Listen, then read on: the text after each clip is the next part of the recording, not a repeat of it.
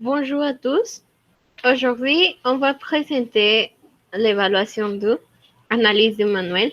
Et mes camarades Vero, Jess, Fer, Ale et moi allons parler de ces manuels, de l'analyse que nous avons fait. Ok, une petite introduction. Le manuel Tout va bien a été publié en 2004. Est une méthode pour les adultes et les grands adolescents.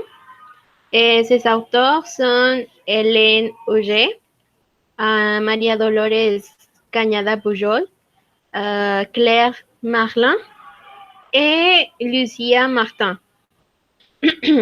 Le manuel est composé de troupes de matériel illustratif représentant les politiques linguistiques de manière ouverte et explicite. Nous avons pu constater que le manuel est trop ethnocentriste dans la culture française principalement et francophone. Aussi, CLE International est un éditeur de flets créé en 1973 et il est basé à Paris, France. C'est pour ça qu'on dit que c'est ethnocentriste. Et voyons quelques exemples.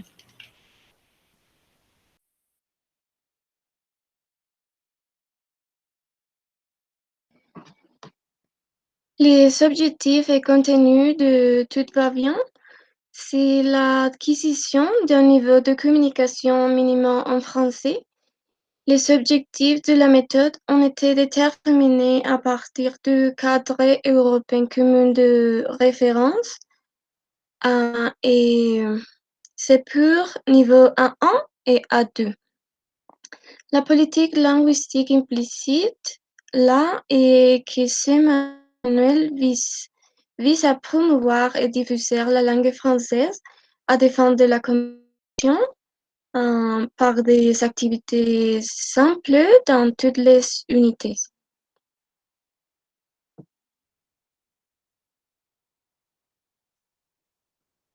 Bien, sur la première page du manuel apparaît une image de la carte de la France.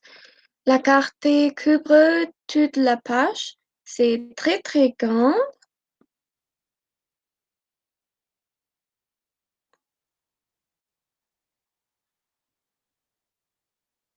Et d'autre part, sur la dernière page, les pays francophones sont également mentionnés, mais jusqu'à la dernière page, évidemment. C'est une autre carte, mais du monde de la francophonie, avec tous les pays qui parlent français. Donc, ça me fait croire que la France est plus importante parce que c'est le pays qui a colonisé les autres pays et donc le français est parlé dans ces pays. Et pour sa raison, la France apparaît au début du manuel.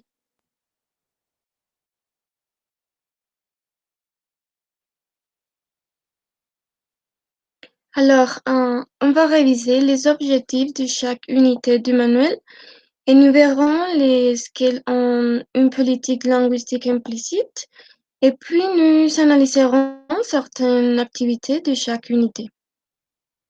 Bien, en unité 0, premier contact, découvrir des noms de villes françaises. Cet objectif est centré dans la France et n'inclut pas des autres pays.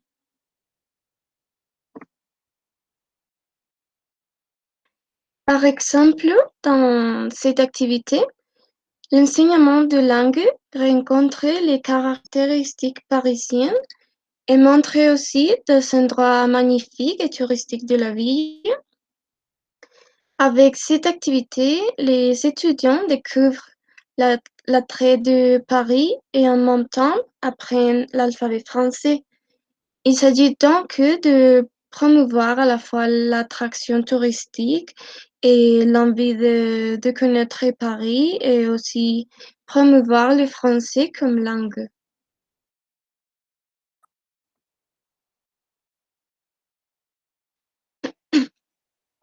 Unité 1. Les gens. Découvrir la géographie de la France. Là aussi ne parle que de la France.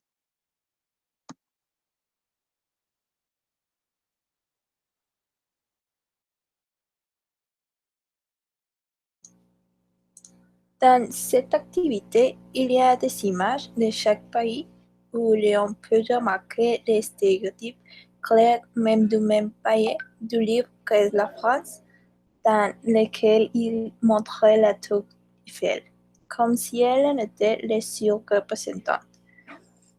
Dans l'activité, nous essayons de relier les repas pays qui, selon les secteurs, sont les plus symboliques, mais un étudiant moyen ne sait pas ou n'a aucune idée de ce qu'ils signifient ou de ce qu'ils sont. Par exemple, le mojito me semblait venir du Mexique, mais peut être que le tequila, alors l'activité ne sera pas tant pour la connaissance, mais pour les rillettes que je ne pense pas être culturelles car les célèbres sont les mêmes qu'au début et s'ils sont venus dans un pays non francophone, ne se souvenant pas de la lasagne et d'autres aliments qui ne sont pas si mauvais, mais ce n'est pas seulement ce plat en dehors des natifs du pays où ils vont pour être offensés par le simple fait de s'ouvrir des stéréotypes. Cet exercice est très etnocentrique et contient beaucoup de données qu'une personne française trouvera quelque peu déroutante à part le fait que les données ne sont pas fiables à 100%, car les données des populations changent chaque année. Donc, cet exercice n'influence pas beaucoup le processus d'apprentissage, mais vous apprenez quelque chose sur la culture géographique de la France.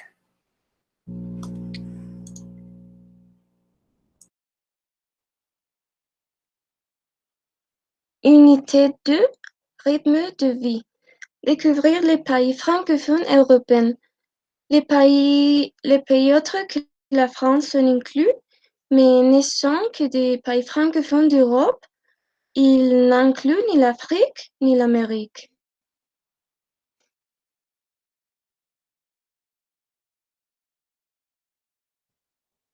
Bon, en analysant ces manuels, nous avons réalisé qu'il y avait trop de matériel illustratif représentant les politiques linguistiques de manière textuelle et implicite, bien que nous puissions également les trouver de manière ouverte et explicite, comme dans le cas de l'exemple suivant. Premier d'abord, en soulignant le point 1, on trouve les titres, les français et les vacances. Ici, nous pouvons observer ces politiques linguistiques de manière très explicite parce qu'il fait penser aux étudiants que la France est le lieu touristique idéal. Et puis, la déclaration ci-dessous est soulignée aussi dans le point 2 parce qu'il rappelle d'emblée que la France est la première destination mondiale de vacances. Cette déclaration nous donne l'image mentale des préférences en ce qui concerne Don Jules la France. Ensuite, dans le point 4, en affirmant quelle est la destination touristique la plus demandée. Même parmi les Européens, eux-mêmes préfèrent aller en France plutôt qu'à l'Italie ou l'Espagne. Je pense que cette comparaison nous montre une tendance à minimiser les autres pays, car il mentionne même en point 3 que 9 Français sur 10 comme la publicité de Whiskas, préfèrent le territoire national pour les vacances. Ce qui nous fait également penser que c'est un endroit agréable à vivre, à tel point qu'il n'est pas nécessaire de voyager ailleurs pour pouvoir en profiter en vacances, parce que votre terre est la meilleure qui soit. Dans les points 5, nous montre que la France a un maire privilégié, divers villages, des chambres et des montagnes pour le camping, ainsi que des hôtels et des chambres d'hôtels. Cela dénote aussi la puissance économique et infrastructurelle des Français, ainsi qu'en disant qu'ils n'utilisaient la voiture pour voyager sur les longues distances. Donc, les touristes ne prennent généralement que les trains ou l'avion. Cela nous fait considérer qu'ils ont des routes, des avenues et voies ferrées et des aéroports pareils. La plupart du manuel dénote l'ethnocentrisme de la France et la francophonie provenant de la capitale. Nous remarquons l'absence de variantes dialectales. Les auteurs ont utilisé la francophonie de Paris, qui généralement est générique et utopique pour la présentation des textes et la réalisation des activités. Et c'est tout pour moi.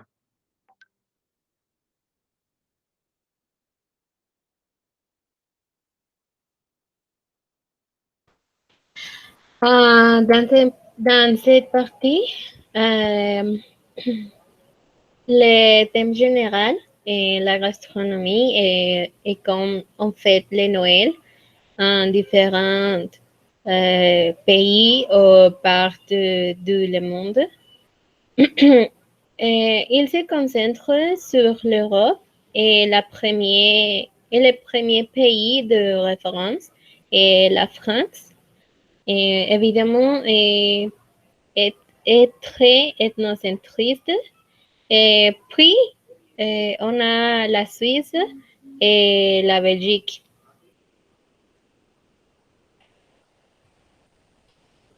Il convient de noter dans les deuxième parties, on trouve des contradictions. Par exemple, il dit dans les autres continents, mais le Canada est un pays, n'est pas un continent. Et ici, le continent est précis en Afrique, mais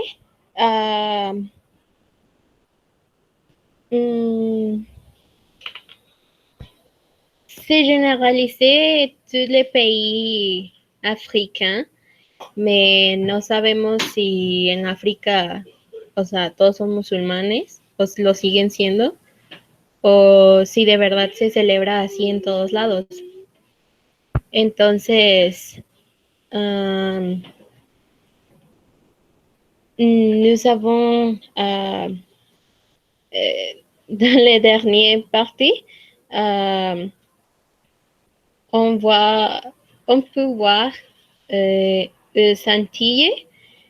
Les Antilles appartenant à l'Amérique insulaire, mais il n'est pas un continent.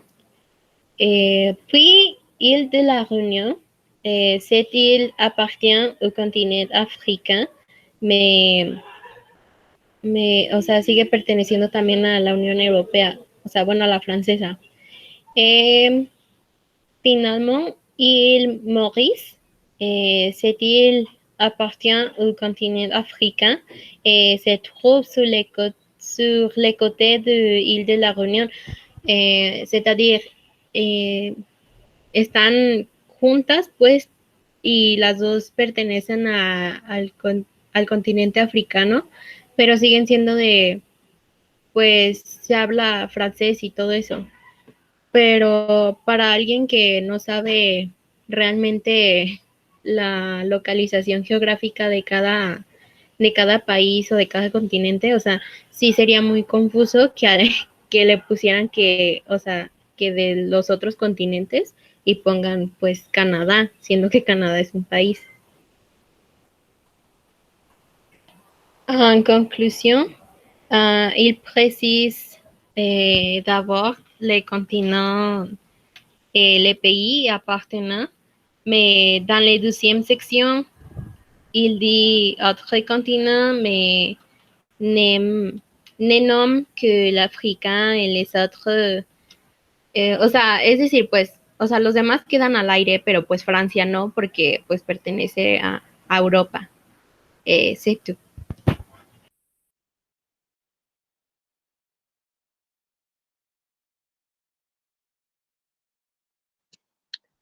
Unité 3, le communiquer de façon simple dans des échanges directs, le tourisme, demander et donner des informations sur une vie, un logement, un environnement, un voyage, découvrir des pays francophones dans le monde. 3 objectifs contiennent des politiques linguistiques. Là, on va parler de le tourisme et du voyage.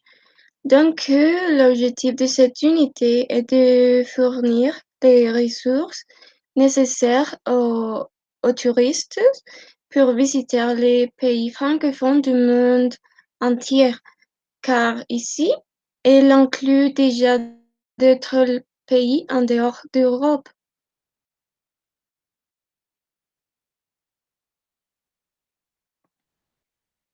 Voici un exemple qui, je pense, contient une politique linguistique très explicite.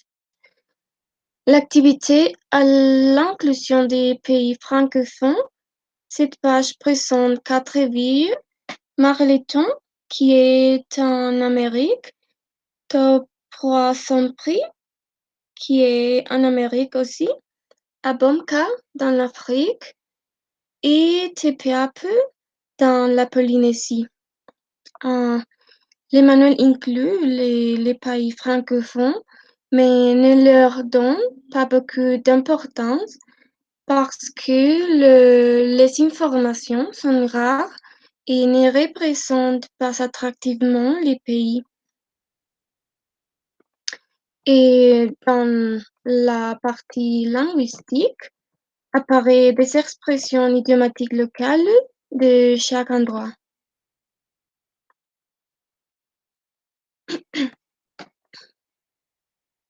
Mais d'un autre côté, dans cette page, Lyon, qui est une ville française, est joliment présentée et avec une explication très complète. Elle nous raconte les lieux touristiques et leur histoire et leur beauté de la ville, et aussi l'un autre idiome local. Il y a aussi des images très informatives. Donc, l'importance que le manuel accorde à la France par rapport aux autres pays est très évidente.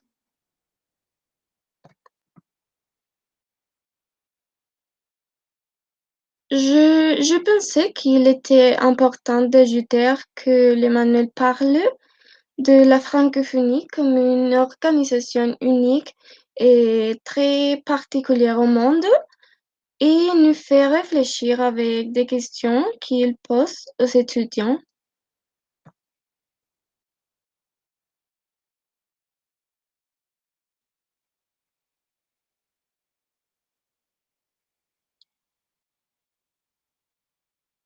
Suivant, s'il vous plaît. Merci. Unité 4. Les temps qui passent. Découvrir des périodes de l'histoire de France. Encore une fois, il ne parle que de la France.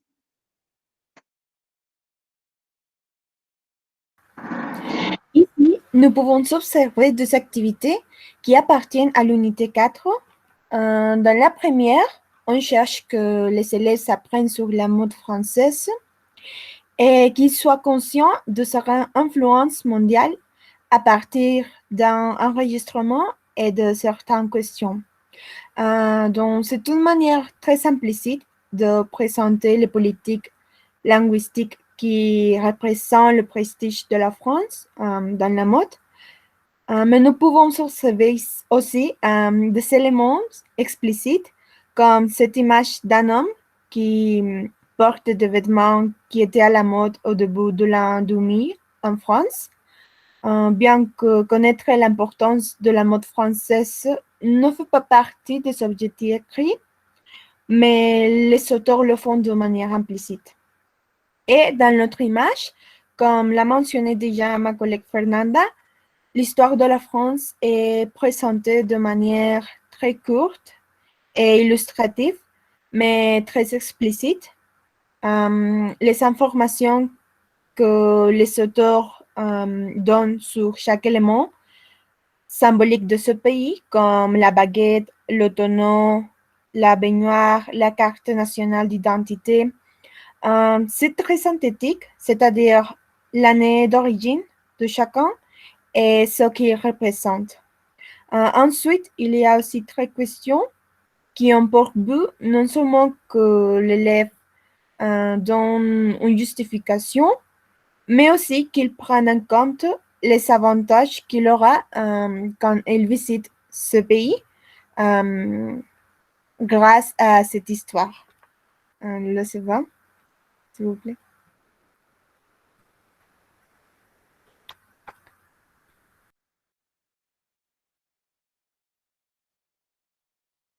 Unité 5, achat, découvrir des éléments de la vie des Français. Gastronomie, plus important dans la vie quotidienne en France est la gastronomie.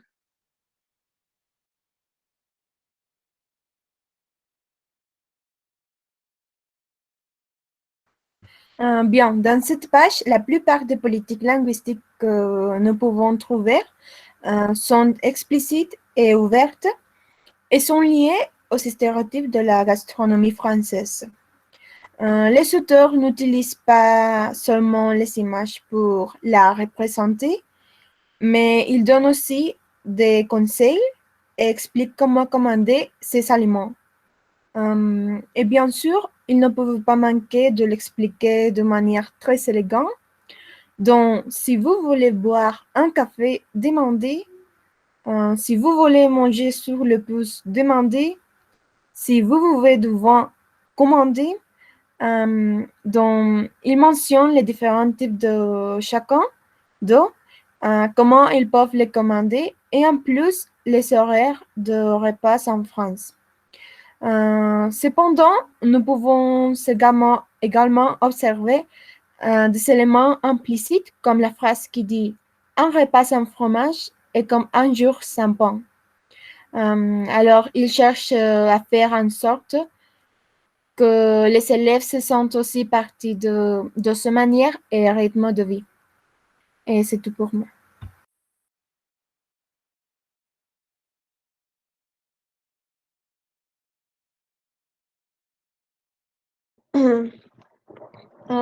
En conclusion, le manuel présente une image prestigieuse et élégante de la France, les pays dans lesquels il se concentre. La variante dialectale prédominante est la parisienne et parfois des expressions d'autres lieux. Il montre de manière très romantique les pays et les autres pays qu'il mentionne de temps en temps. Il est montré de manière plus neutre, mais non pas en détail.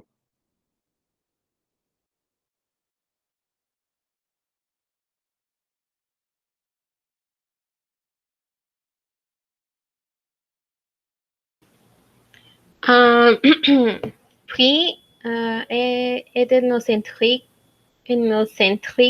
en la France, mais il inclut également des aspects francophones en petite quantité pour ne pas être négligé, car elle considère la francophonie comme importante.